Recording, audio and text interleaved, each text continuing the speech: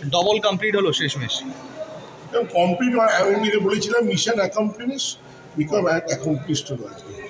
এবং আমার মনে হয় আমি বলছিলাম, অনেকে সেটা বিশ্বাস করছিল না, তার আমার মানে বার করার চেষ্টা করছিল।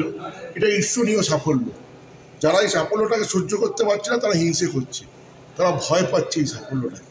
যে সাফল্য গত 3 বছর ধরে হয়ে আসছে, এই সাফল্যকে যারা ভয় পাচ্ছে তারা বলছে ওই সময় এই হয়েছিল, ওই সময় ওই হয়েছিল। আরে ভাই, এই টিমের সঙ্গে আমি আরও তুলনা করবো না। আমাকে এক্ষুনি প্রশ্ন করা হলো 77-এর টিম বেটার ছিল, ত্রিমুকুট নাইটা ওই দশকের ওইটা টিম ছিল, 70 মিনিটে তখন ফুটবল ছিল।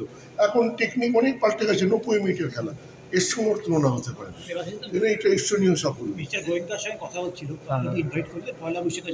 আমি কালকে সব জানাবো। আপনার সঙ্গে দীর্ঘ কথা হচ্ছিল দেখলাম মাঠে, অনেক কথা হয়েছে, অনেক ওনাকে জিজ্ঞাসা করলাম ট্রফি নিয়ে, এই নিয়ে অনেক কথা হয়েছে। ট্রফি কবে আসবে কালকে আমি জানি, খুব শীঘ্র আসছে, এটুকুনি বলে দিতে পারি। আর আবার দেবাশিস অন্য বিষয়, যে এই সাফল্য, এটা কি আপনাদের নির্বাচনে আপনাদের পক্ষে ভালো হলো, কোনো প্রভাব ফেলবে? আজকে এরা একটা আমরা ঠিক করেছিলাম 50 বছরের যারা মেম্বার আছে তাদেরকে আমরা সম্বর্ধনা দেব।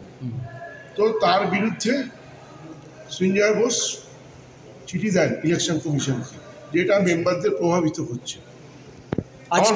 আজকে দেওয়ার কথা ছিল, পয়লা বৈশাখে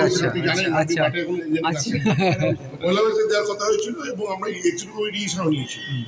ইলেকশন বোর্ড আমাকে রিকোয়েস্ট করে এটা না দিলেই বেটার হয়, তো আমরা সেটা মেনে নিয়েছি।